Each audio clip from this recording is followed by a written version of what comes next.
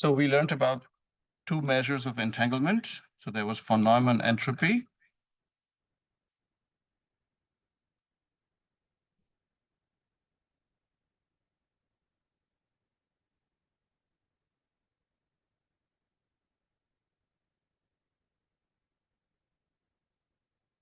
And we found out that von Neumann entropy was a good measure of entanglement as long as the total system was in a pure state. And then we learned about entanglement negativity.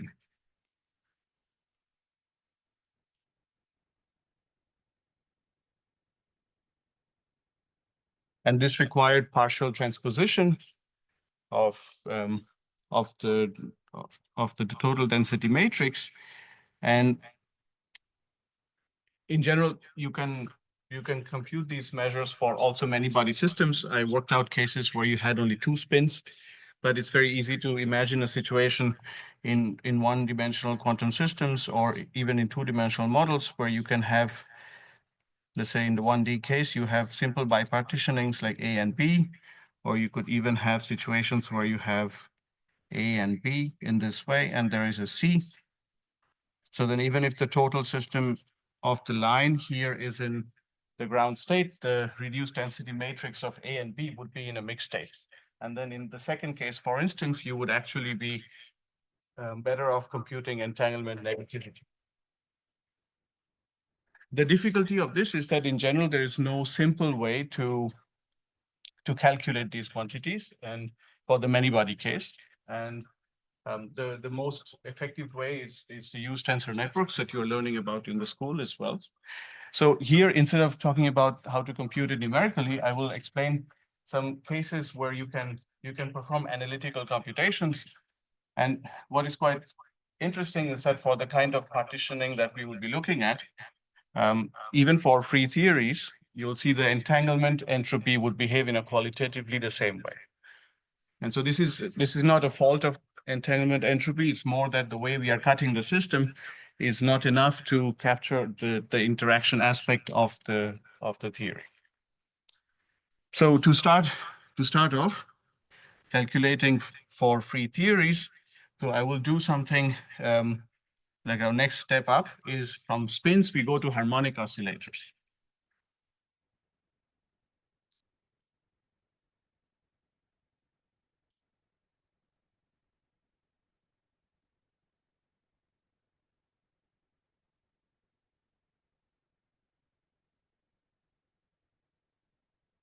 And so this is just two harmonic oscillators, and this was worked out in a very nice paper by Srednicki in 1993.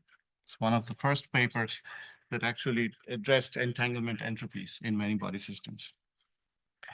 So as you can imagine, the Hamiltonian is given in this way.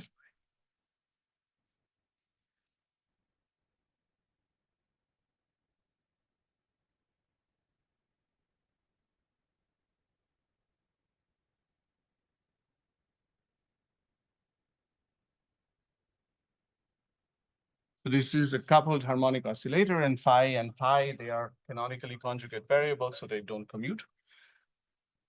And the goal would be to compute the ground state.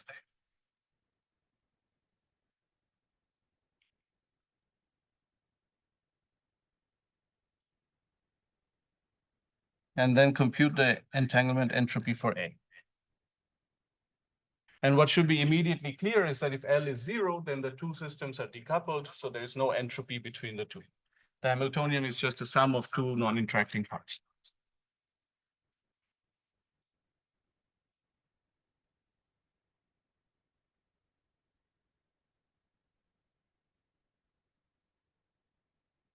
So the way to solve this problem is extremely straightforward, and I'm sure you all know this. So you just go into the normal mode coordinates. So you just write down the sum and difference of the variables phi. And then from here, we can compute the partial derivative with respect to the phi plus. So this is, my notation is like this. And this is given as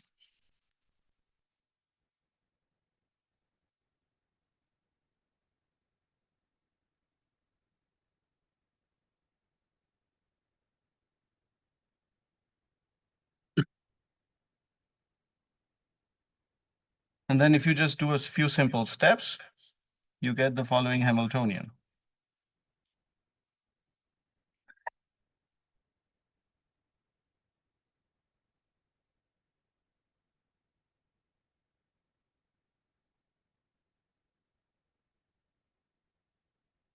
And so here, omega plus is K, omega minus is K plus 2L.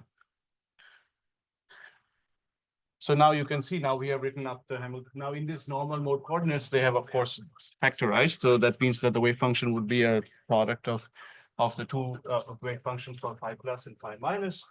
And now we know the ground state wave function, which is, of course, a Gaussian.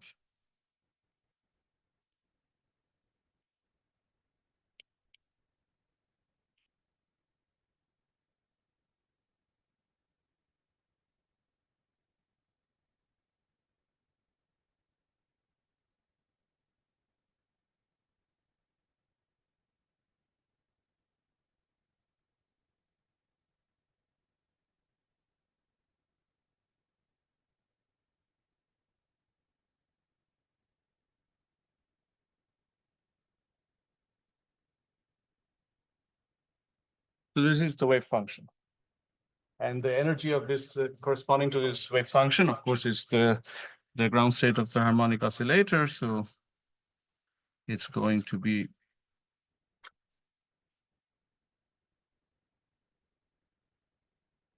like this. This is all quite elementary. And now the question is, how do I trace out the variable B? Because even though the wave function is factorized in the case of in terms of phi plus and phi minus, if you now plug in phi plus minus in terms of phi A and phi B, there will be some coupling between the two parts of the system. And the goal would be to find a way to trace out B and compute the reduced density matrix for A. Is it clear? Is everything okay? Question? Yes. No, how should I be thinking about the Hilbert phase of this? I can think of it as two continuous coordinates. Or should I think of it that way? You can. Yeah. Or I will work it out deliberately in the position basis. But you could certainly think about it in the Fock basis. Yeah. One of the omega minus. Oh, yeah. Thanks. Sorry.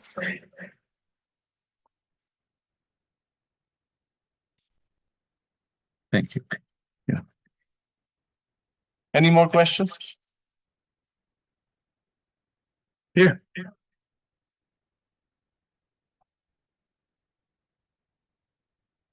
Well, the appeal to do something different. Because I'm sure everybody knows how to do the calculation for Fock basis. I found Frednicki's work actually quite useful. And you will see for the case of, harmonic lattices, so you'll have lattices of harmonic oscillators, then this is a very efficient way to compute entanglement entropy, because all you need, you will see that you will need only the correlation functions of the phi's and the pi's. It's actually quite nice. I'll show you. Yes. Right now it seems it's horizontal. It's just two harmonic oscillators. If I exchange size. I see that it's I don't fully understand this. I exchange my idea. Since the width of the number is not the sign. Yeah, because these are both phi plus and phi minus. So these are just harmonic oscillators, right? So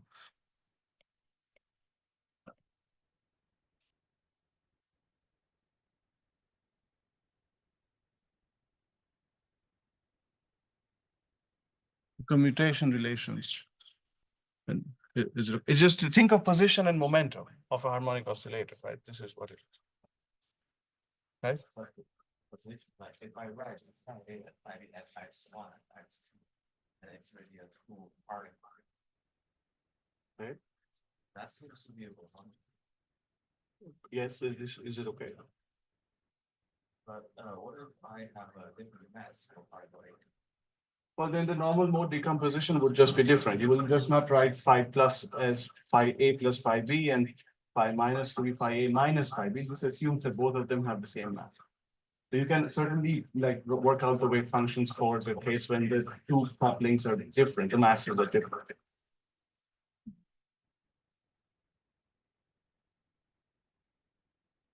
Any other questions? Okay, so then let us go ahead and let us compute the reduced density matrix.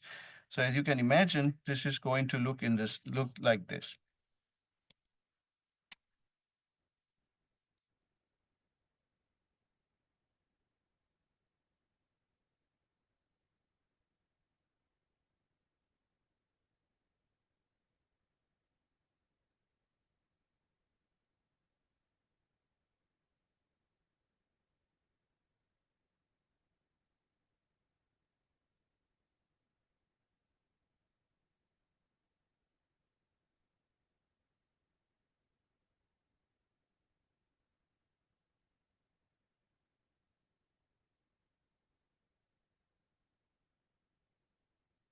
It's just a very simple set of steps. There's nothing that you don't learn in first year quantum mechanics. So this is just definitions. And now just remember that the size are just Gaussians. Right? So we just wrote them down earlier. So if you just did the Gaussian integral here, then I will just write down the answer, and I'm sure everybody here can do this Gaussian integral.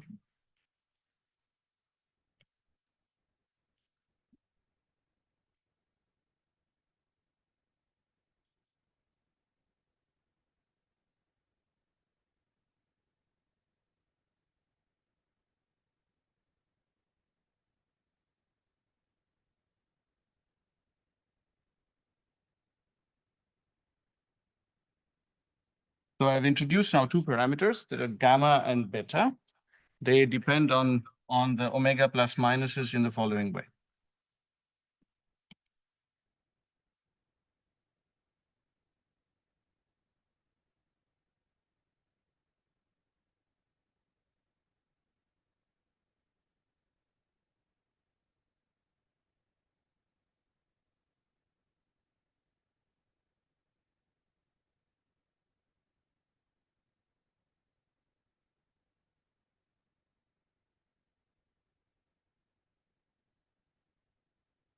So this is our density matrix in terms of phi A and phi A prime. And so you see that I have two parameters now, gamma and beta. And the omega plus minuses are the effective frequencies in terms of the spring constants, K and L. Okay, so now we have to find the von Neumann entropy from this row A. So how should you do it?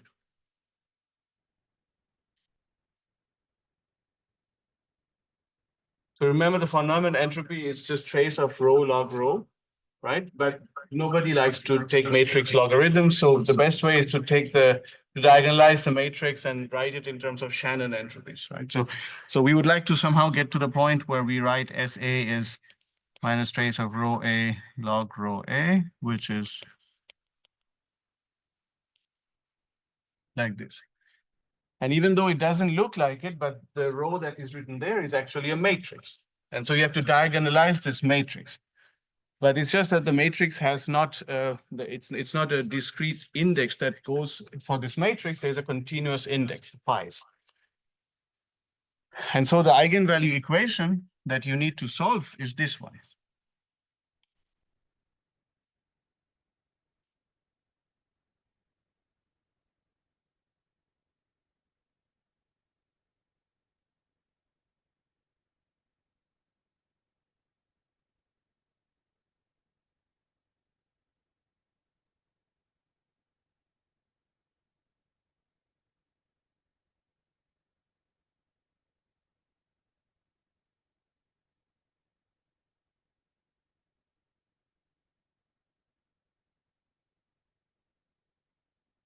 So this is really the matrix multiplication equation that you would like to write. So the matrix rho multiplies the eigenfunction Fn, and what you get back is actually Pn, which is the eigenvalue, times Fn of phi. Yes? So you can we make complete and guess about what we contribute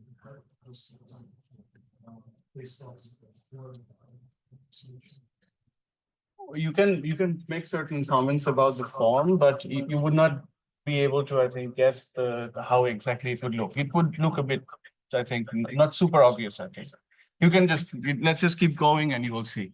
But you can guess the form of Fn. See the form of the Fn, it is some function of phi, which satisfies this equation. And the hint is that there is one set of polynomials that shows up in the description of harmonic oscillators.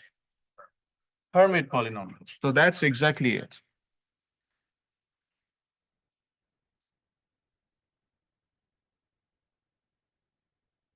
And you can just explicitly plug in the equation, plug in the form of the eigenfunction if you want to check that I'm not lying.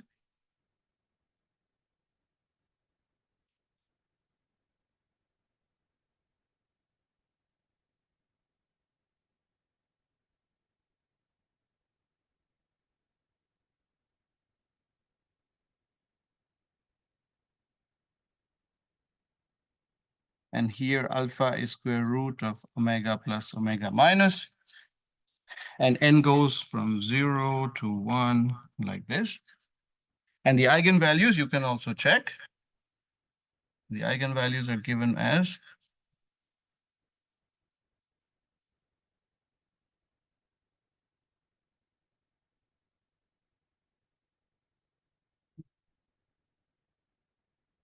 so this is a very close form, simple expression that you can write down for the eigenfunctions of the reduced density matrix or two coupled oscillators.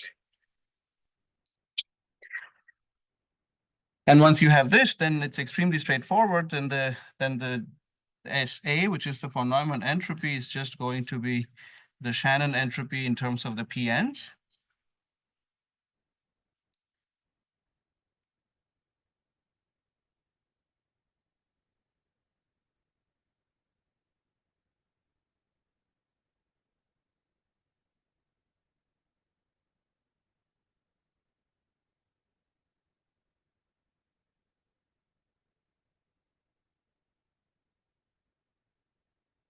And again, this is nothing scary. This is just a geometric series. You can simplify it very rapidly, and then what you get in the end is something like this.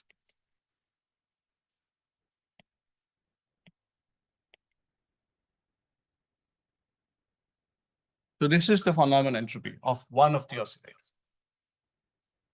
And just to, as a sanity check, you can check that if you look at our definitions, so you see that the beta here is omega plus plus omega minus. And if you will remember, omega plus square was k and omega minus square was k plus 2L.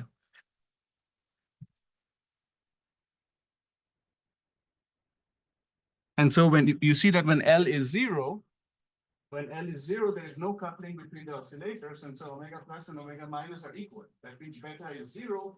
That means psi is 0. That means this entropy is also 0. So that's a sanity check that things are making sense.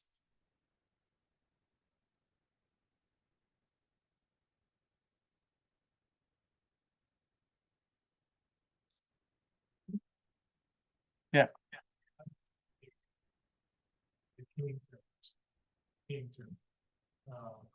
What are you trying to decay?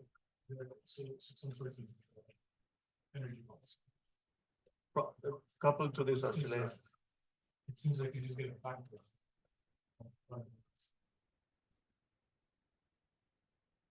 Yeah, it's actually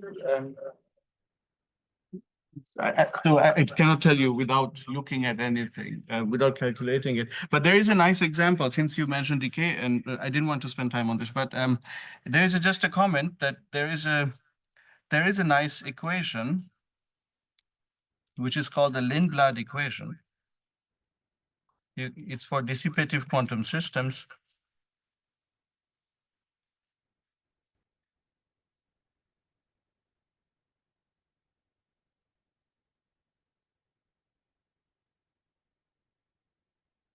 So this is some equation that's called the Lindblad equation that describes a cavity mode or a bosonic mode that is coupled to an environment. That's kind of what you were thinking about, I think. So this is the loss rate. And what is quite interesting is that if the Hamiltonian is just, let's say, in the bosonic basis, in terms of these Fock creation operators, If it is just some term like this is a dissipative quantum system. But now if you start with the coherent state, which is defined as the eigenstate of the annihilation operator, at t equals 0, this is a dynamical equation, right? It's a dynamical equation and you try to evolve, then what is really interesting is that the state remains pure at all times, even though there is coupling to the environment. So you can show that the time dynamics is going to be the rho of t will be alpha e to the minus gamma t over 2 at all times.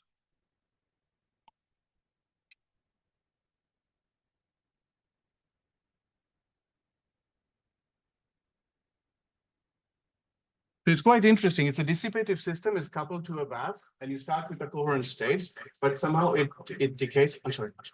No, it's 1 second. So and it decays to the vacuum. So when t is infinite, you see that the what you will get back is just the ground state of the harmonic oscillator. That's not surprising. What is surprising is that even though there is interaction with the environment, the state remains pure at all times. There is no loss of purity. This is not obvious.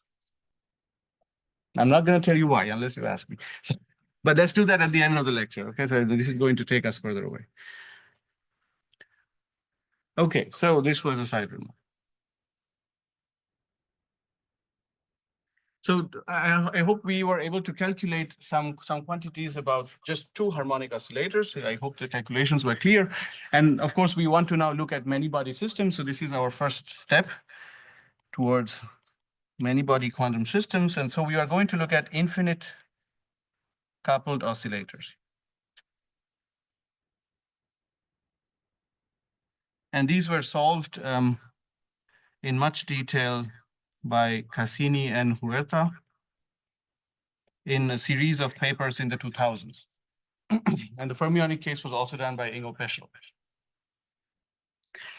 And so to just concretely give you a one-dimensional example,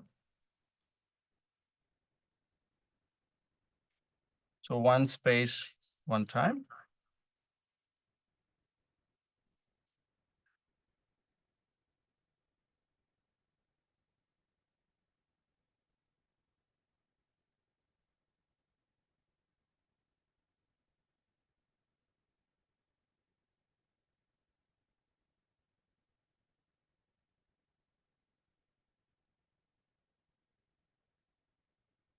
This is the kind of Hamiltonian that we would like to look at. There is again the kinetic term, the first term, the pi n squared.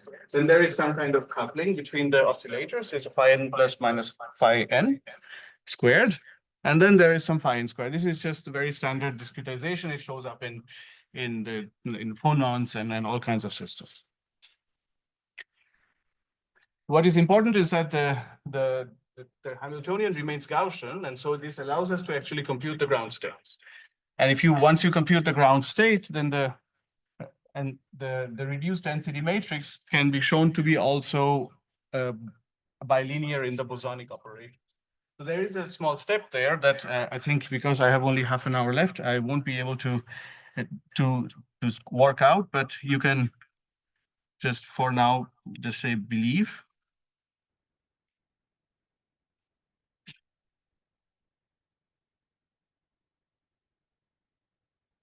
But this is quite plausible. So it's a Gaussian ground state. So all correlations are determined by 2-point functions or the covariance matrices.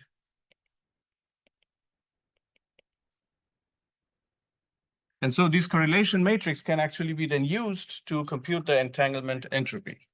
And so there is a very nice formula for it. So here it is.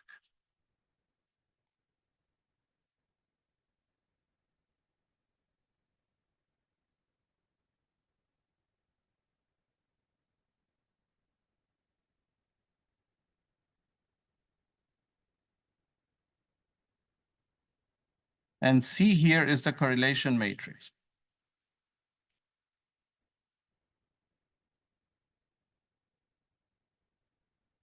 Restricted to the subsystem.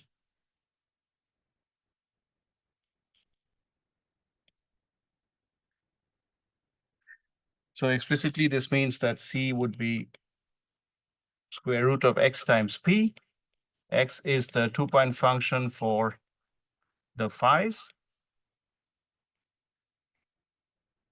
And notice that I'm writing here x as the 2-point function of phi I, phi j, where I and j both belong in the subsystem. So the entire entropy is determined by the 2-point function of modes that are inside the subsystem. This is again because we have to at some point recover Wick's theorem for the Gaussian theory.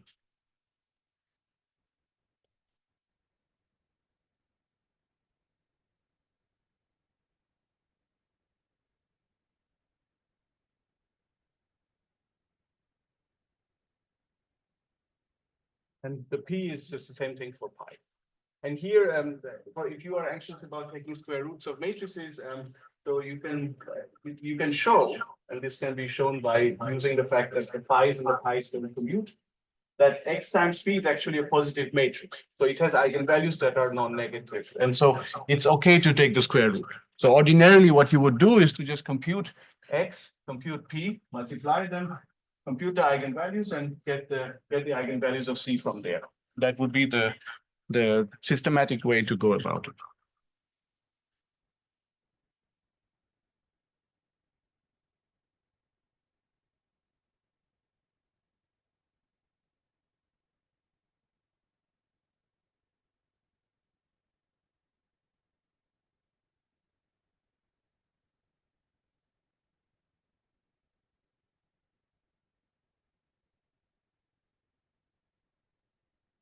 And the whole point of doing it in this way is that there are analytical expressions for the 2-point function. Because this is a Gaussian theory, so for instance, for the one-dimensional case, one can very quickly write down the 2-point functions. So here, for instance, are the 2-point functions for phi n and phi m.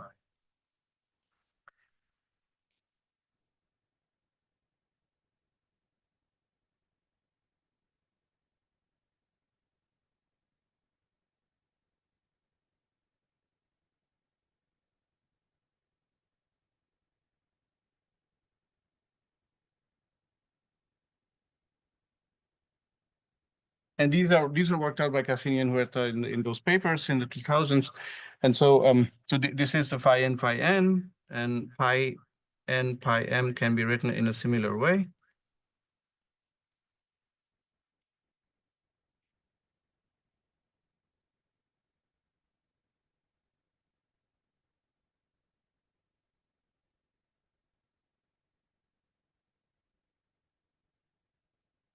And once you use these expressions and then just create the matrix and work out the trace, then what you will find remarkably is that SA in the limit that m goes to 0 becomes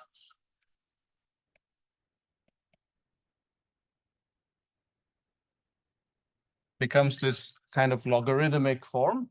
So L here is the number of sites, so it's an integer.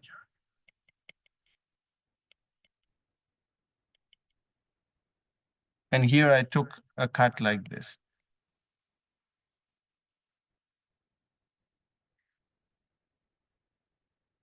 And the coefficient in front is actually universal. This is one of the things that is very nice about entanglement entropies and the logarithmic corrections to them, to the entanglement entropies, is that the coefficient in front of the logarithm is usually universal.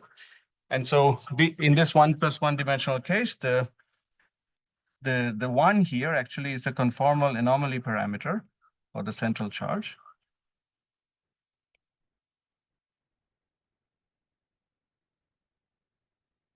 And for the case of the free boson theory that this lattice is realizing, in the limit n goes to 0, this number is known to be 1. So this makes sense.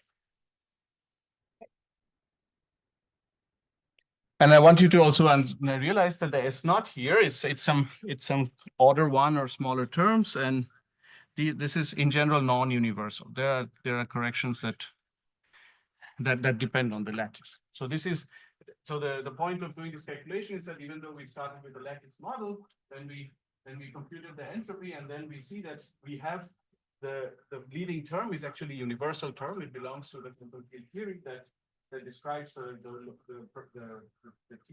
lattice, and there is some subleading term that depends on the lattice dependent parameters. This is for the 1 plus 1 dimensional case. Is it okay? Okay. Questions?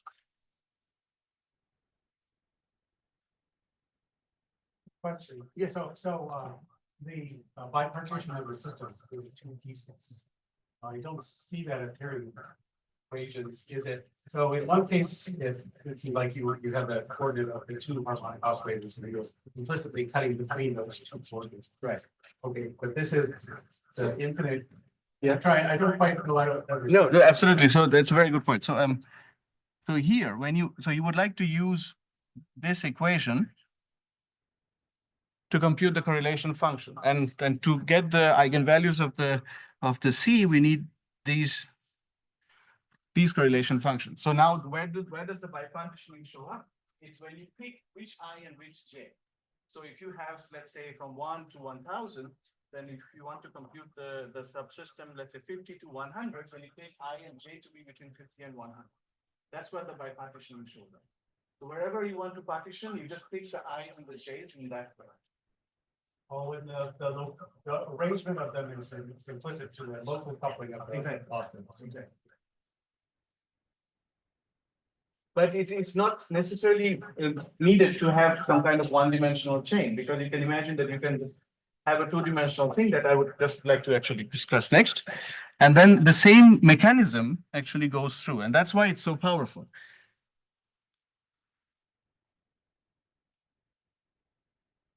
So this is the 2 plus 1 dimensional case, and this is where it becomes increasingly difficult to compute things with tensor networks. Yes. Or is it same size? So it would in general depend on the subsystem.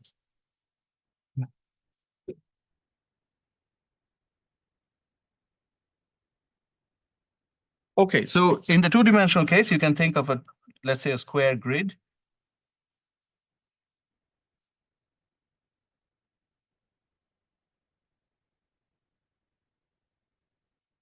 And let's say that you want to compute the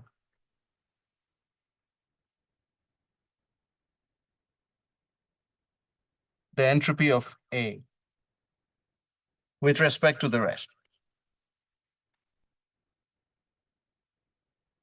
Again, the same idea that you have phi I, phi j, phi I, phi j, the position and the momentum, and then you just pick the correlation function that is respective to the subsystem. And I just drew here a 2x2 thing, but of course you understand that this can be much, much bigger. So these are the edges of the nodes of the subsystem, and implicitly I'm using the notation that the oscillators are located here. So this is phi ij. Now this is a two-dimensional coordinate system. That's the notation, okay? And so what you can show, if you do the exact same computation, and this is done in 2007, then what you can show is that SA is going to be alpha times L, where L is the size of the perimeter, to again a number.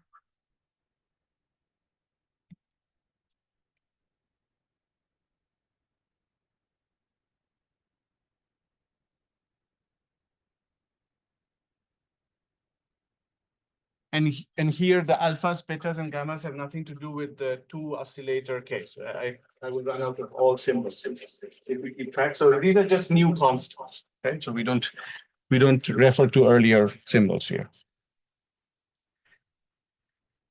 And so here you see that the first term is actually the term that that is extensive in the boundary of the region. So this is the number of sites that constitute the boundary. And then there is the logarithmic term again. And this is actually something that happens in 2 plus 1D only when you have these kind of sharp corners at the entangling surface. So these blue circles, you see where sharply changes the direction. That's what gives rise to the log L. And then there is again some constant term. Sometimes this is also called the area law.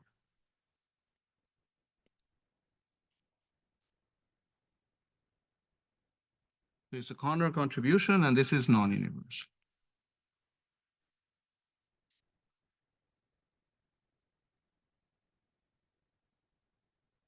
Yeah. So in general, from dimensional arguments, you can show that that entanglement entropies do not have any logarithmic term in odd space-time dimension. So this is 2 plus 1d. But that argument holds only for smooth surfaces. So if you have, let's say, a circle, but on a lattice, you will, if you have this kind of a lattice, then you will have sharp corners. And those sharp corners give rise to the log error. Actually, in 1 plus 1d, the sharp corners were somehow at the entanglement cut as well. So that's kind of where the corner contribution comes from. Yes. If I take something on this point along the edge, then it has two neighbors, and then at the corner as well it has two neighbors. So then why does what makes the corner contribution? No, unfortunately, I don't know of a simple intuitive explanation for this. It gets much more complicated than this. And conformal invariance is even broken at these corners. This is a multi-sheeted surface. It's too complicated. Yes. But it's a technical reason. You know, there is no intuitive, simple reason. Yeah. If I had periodic boundary conditions and my region that I'm looking at wraps around in one direction, I would not have this contribution because I have no corners. Well, if you were, you know, a periodic, a square lattice with periodic boundary conditions would give rise to a torque.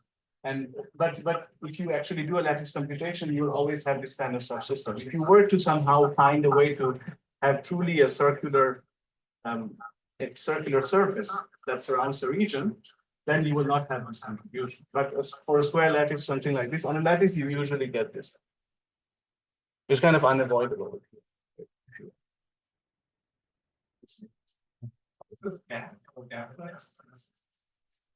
Sorry, thank you for pointing that out. So this is gapless. This is in the limit where m goes to 0 again. Thank you.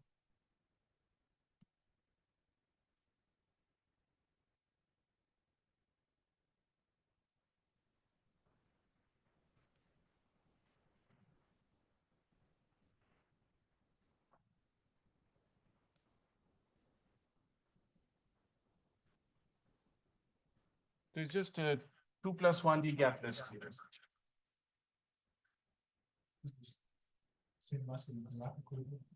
It's just no, it's a real scalar. So it's it's just like this one.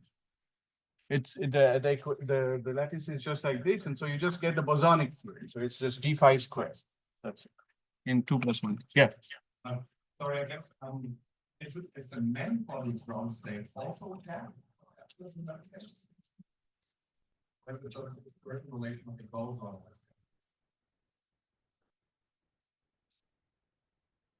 Don't fully understand the significance of that question, but the answer is I would like to say that the many body ground state is gapless in the sense that there's a finite, of course, there's a finite size dependence on the gap, like like Lorentz invariant theory. So you would have 1 over L or something like that, right? But in the limit L goes to infinity, you would have the gapless spectrum.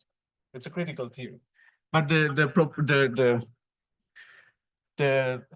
so-called area law dependence does not change. It doesn't care about this low energy physics. Yeah. And this only called in large limits. Or I will show you the general form for the entanglement entropy, but in general, this is the leading order term. So here there is only one power, L to the 1. But then there are, in general, for higher dimensions, you could have more powers of L. yeah. Okay. Yeah. Was rho A defined the same one as the previous? Yeah, rho A is defined exactly like you just take a subset of oscillators. But I'm going to back to the integral.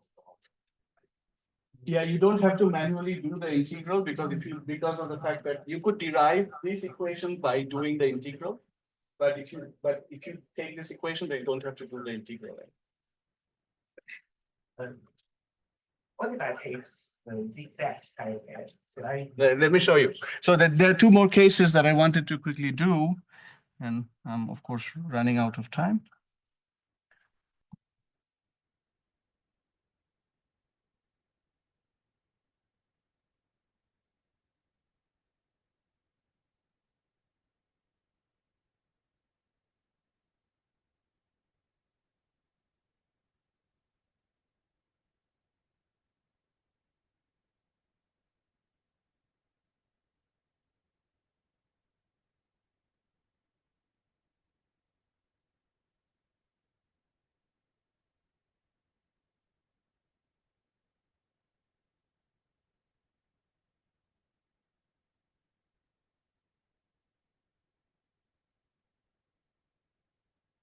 So now you see I have rotated the square. So now it has exactly the same number of sides as before. So same number of sides along the line. Okay, so you see that it's just 2 by 2 again, but it's rotated. And then the question, of course, is, well, does the entropy change? Well, the answer is depends on which term you look at.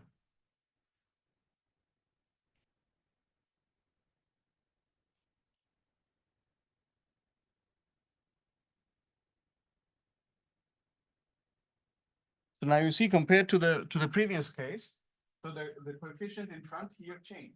And that is not surprising because it's something that depends on the actual length scale. Directly as a proportionality. But the corner term did not change. And that is because there are still 4 corners at the end of the square.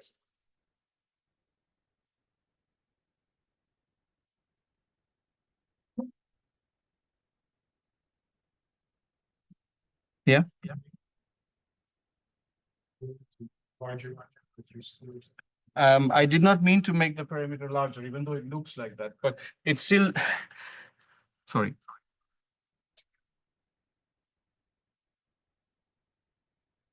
Oh, do you mean the factor of square root 2?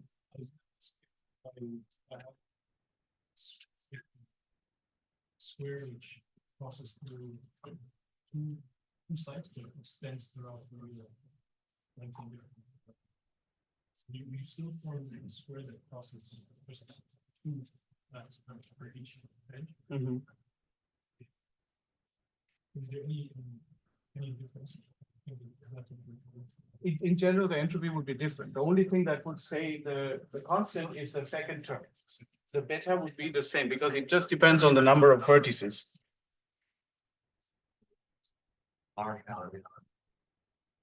It's for, yes. In general, there are corrections. The gammas are the corrections to the larger. So they have order 1 terms, and they could have also order 1 over L terms. The substance on the size of the is really just less than the size of the they're fine. Yes, yeah. So to have a good fit, you certainly need to have larger. Yeah.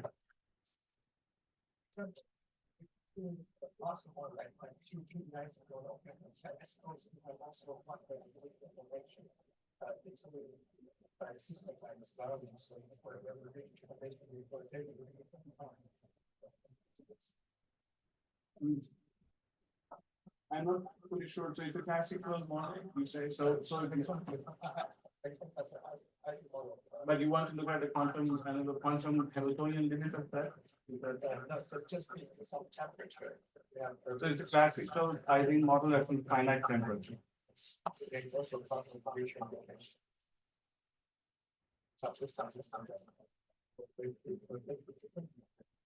For classical system, entropy is entanglement entropy is 0. Right? You want to put a permanent entropy,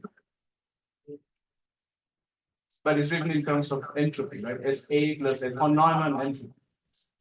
So, but von Neumann entropy for a classical system is 0. So I think, but you can certainly look at the quantum and quantum Hamiltonian limit, one-dimensional model. Then you would actually have something on 0.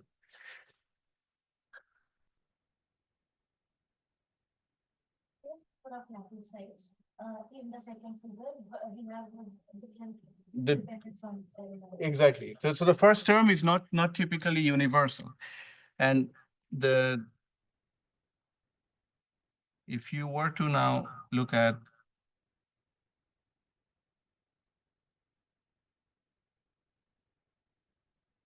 let's say something like this.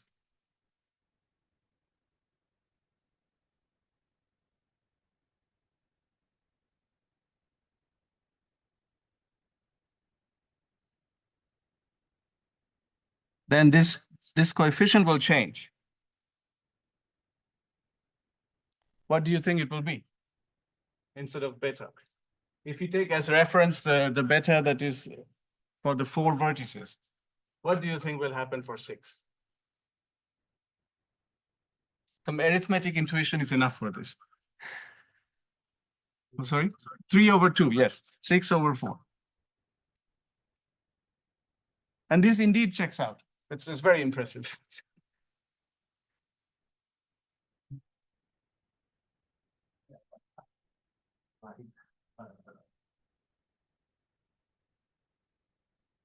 But I think like this, yeah, this kind of this, like how the fire, this, and then the limits goes to the slide. So what's the limit where it switches from counting everything as corners to just regarding it as a line?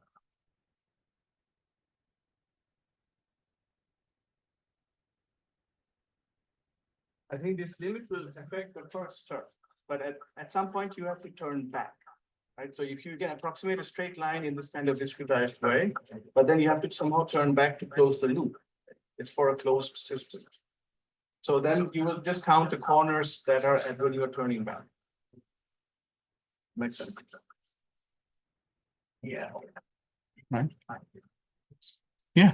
From that previous question, what exactly is the kind of define order? You can, for example, the visuals, you can always draw very smooth orders based on and corners with same size, same exact size.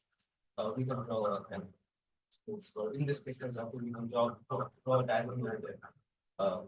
In like omitting that one loop there.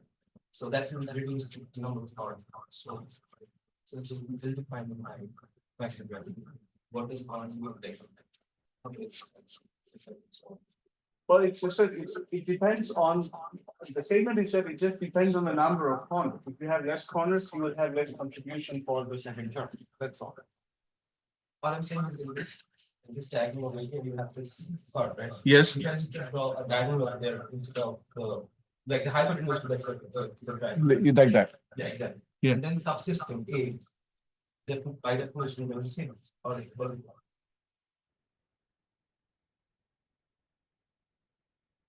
There are still the same sites in the subsystem. Is that what you have? But yes. essentially the subsystem A and Yes, they prime. but the geometric arrangement of the subsystem now. But in this case, actually, it's not.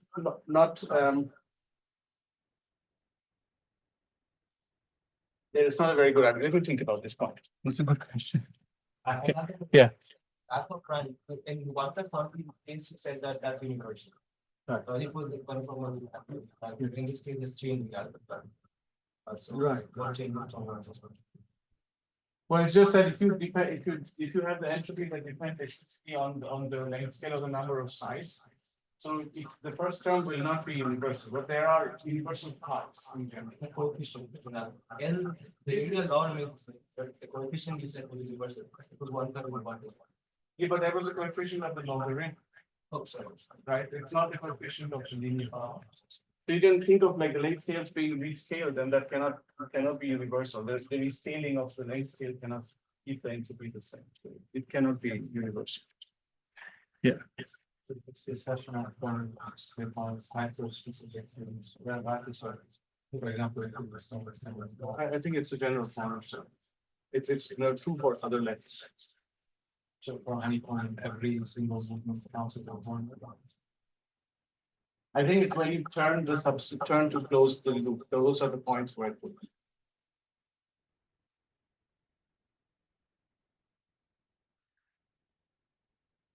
I don't follow this question. Just so that I understand the last comment. So imagine you have 100 blocks, and the smallest possible amount of images. Yeah. So this has. Yes. 1 minute. Okay, so then let me just finish with the general form for the entanglement entropy.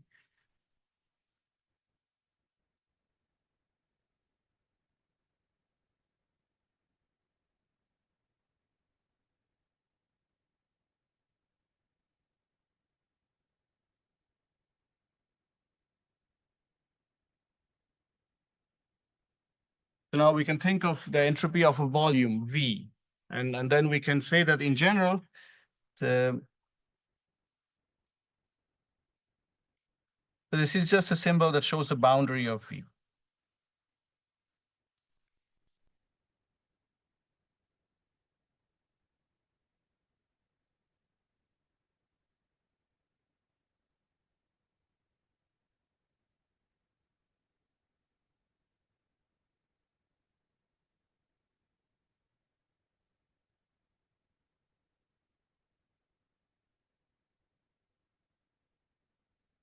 So in general, for a d-dimensional quantum field theory, in this case that we are discussing, that the entanglement entropy of is dependent on the volume. The entanglement entropy of a given volume of the subsystem, it goes like this. You have G minus 1. That depends on the boundary, the details of the boundary, like how it's oriented and so on. And then there is some lattice parameter epsilon, which is to the same power to keep things dimensionless. And then there is a similar term.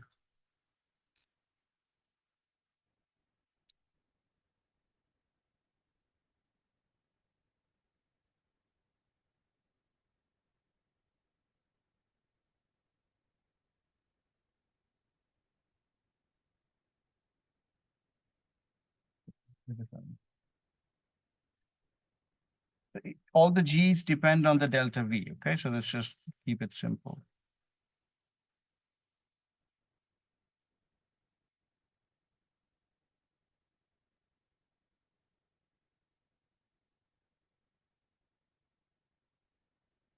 So in general, you have this form for the entanglement entropy, where you have this first term that's called essentially the area law. The intuition comes from the fact that you are cutting at the boundary of the subsystem, and that's what gives rise to this divergent term. So the epsilon goes to 0. You see that the entropy just diverges, and that's the first term. And in this way, you can like go in powers up to epsilon to the -1, and that's the term that we saw in the two-dimensional case. So if you were to add a length scale here, then this would actually be like L over epsilon. So this is the linear term that we saw in the 2+1D case.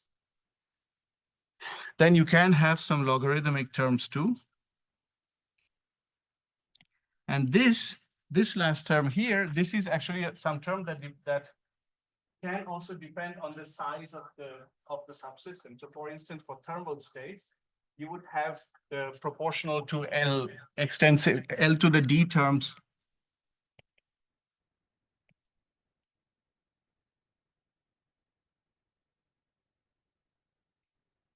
For thermal states. So the S naught of V can depend on V itself, the length scales of V. It has not much to do with the epsilon, the short distance cutoff. It has to do with the large distance cutoff. So for instance, you know that for critical fermionic systems, sometimes you have L log L type corrections. That also shows up in this S naught of V. But the area law, the general form of the area law actually can be written in this way.